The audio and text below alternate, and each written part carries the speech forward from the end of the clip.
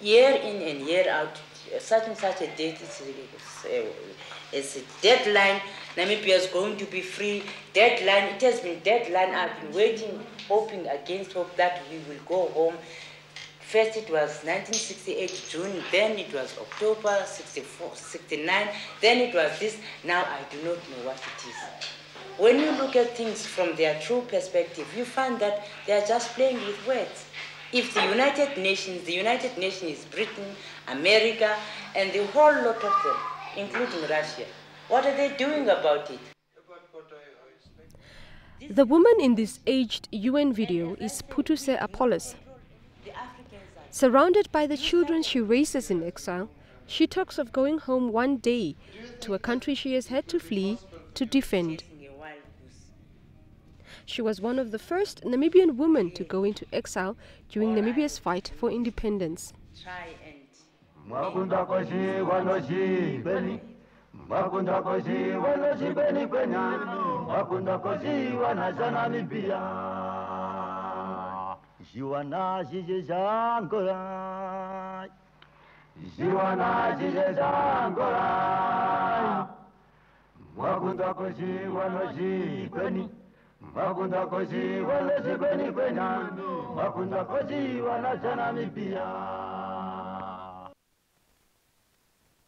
Putuse Leonora Jiwili Appolus was a woman of substance, a dedicated mother, fearless freedom fighter, and staunch Pan-Africanist. Her story starts in the small Eastern Cape village of Dovimvava in South Africa, where she was born in 1930.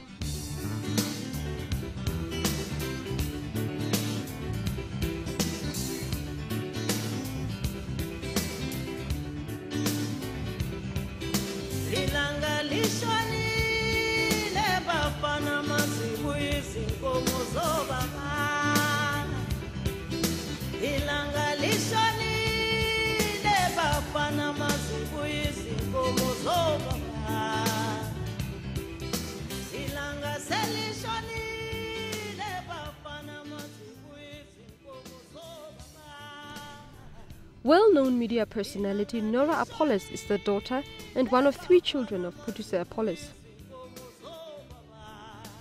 She pieces together the early life of her mother. She came from a small village, actually, called Dovimvava in the Eastern Cape. That's where she was born and bred. We had never actually been there, but when we came back from exile with my brothers, we decided to go there and just let her family know that, you know, we were alive and kicking. It was very emotional. So she came from this village. And it literally is a village. It's tiny, just huts and, you know, things like that. So it is incredible. But she always did tell us that it formed her, it made her, you know. And that, in fact, I think is why she was a woman of substance. And why she was very determined, why she had a lot of integrity. I think coming from that kind of a background, that village, you know, really, really made it, helped to shape her into the person that she was to become.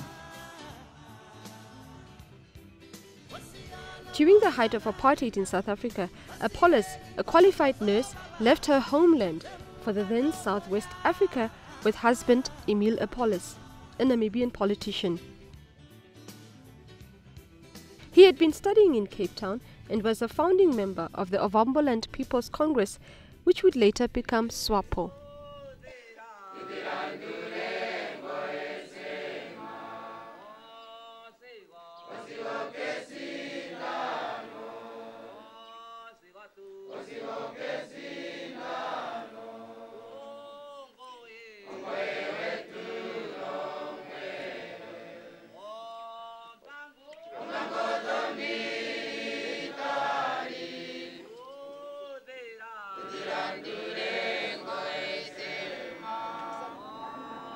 It was here in Namibia that her passion for justice, and more significantly, the plight for the struggle of her people, intensified. In December 1959, she tended to the wounded of the old location massacre against the will of the Boer regime of that time. Consequently, she was expelled from the country as a result of defying the authorities and left the country via Botswana with her 5-year-old daughter and husband. No, they haven't, but... The family temporarily settled in what is now known as Congo DRC, where the second child, Jomo, was born. I am the firstborn, and I had two younger brothers who were both born in exile.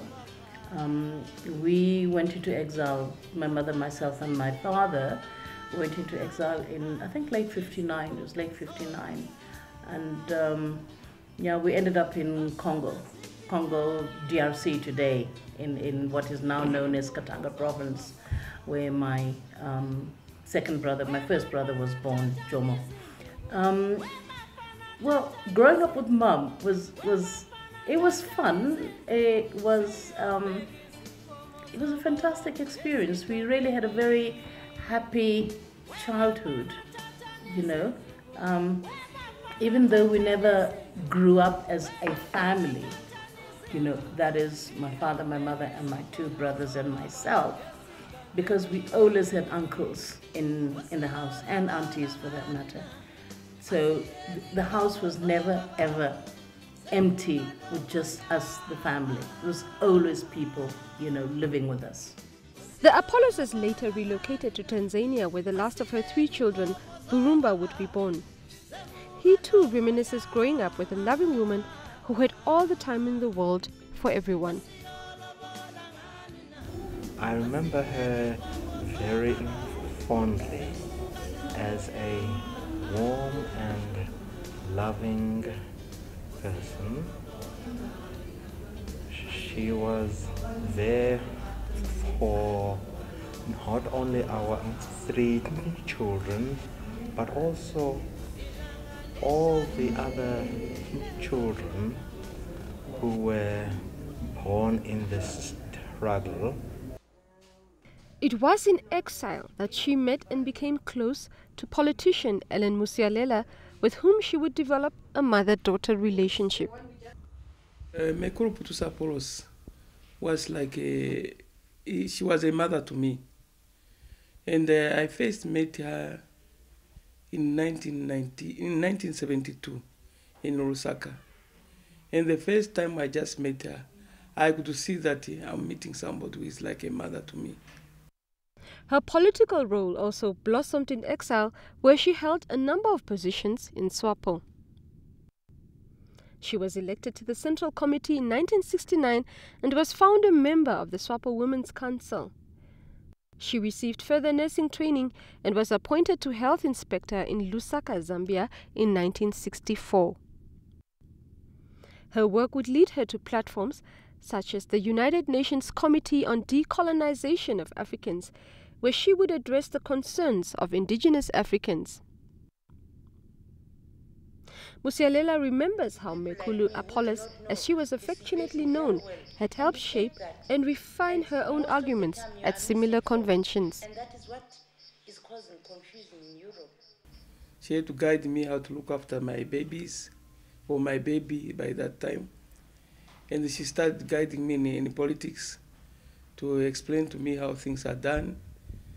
She started to tell me that it's time for us to stand up and go and talk to the world and tell the world the plight of the Namibian women.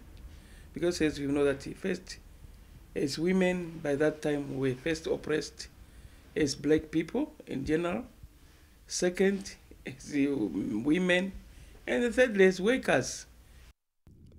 Indeed, Putuse's lifelong work was devoted to the upliftment of women. She was a founding member of the Pan-African Women's Organization, POWER.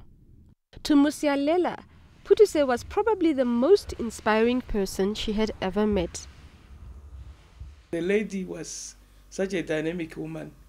She had a heart that if you met her, you will never believe that this is the woman you are meeting for the first time. A common thread amongst people who have known Putuse in her lifetime was her special skill to bring people together, perhaps owing to her maternal nature. What you must understand now is she was a very strong character. She was a very forceful personality. And so as a result, she was able to impose her will even on these people who were the leaders of the liberation movement. She was very strong-willed, and she was a counselor. She could counsel all of us, from everybody, even the leadership. If something happened, if Meekulu was there to talk, we will listen that this is the mother talking. She was a peacemaker. As a parent now, one of the things that I learned from Mum in hindsight is that your children come first, and you move, you go with your children. You suffer with your children. You have joy, bountiful, manna from heaven. You share it with your children.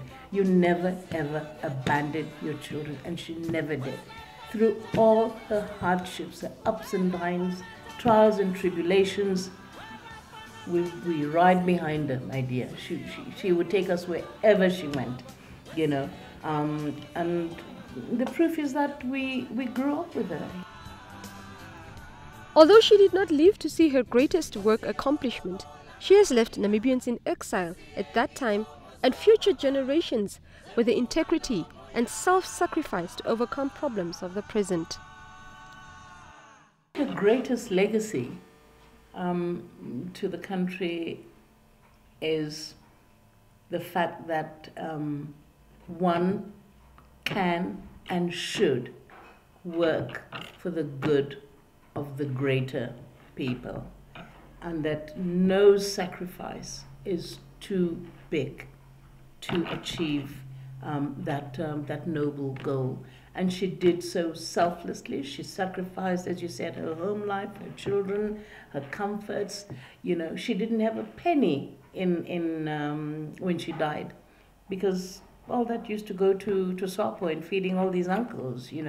Her first car she gave to SWAPO. So, but that was the type of woman, and I hope that this legacy will really be propagated, and this is what people need to start doing, working for the greater good of the country. Her most intimate dream was that one day she would be buried in Namibia, even though it would likely be after her passing. Since I came from exile, I have dreamed her first when we came here. She was lying in a coffin, in a gravel, where they take gravel, that hole. I could see it's her, but her leg was up. And she was looking at me. So when I woke up, I was really terrified. And that time my mother was alive. I talked to her. She said, "No, she is looking at you. You better do what she told you." That's why her foot was up. She was lying down, but the foot was up. It's to show you that she's not rested. She had ordered Musialela to ensure that her remains were to be returned to her people, something that had been haunting Musialela until recently, when her remains were exhumed in Zambia. Indeed, Meekulu Putuse Appolus has returned to the country whose freedom had been watered by her courage, compassion and loyalty. Welcome home, Ma Putuse. Salane Kahle.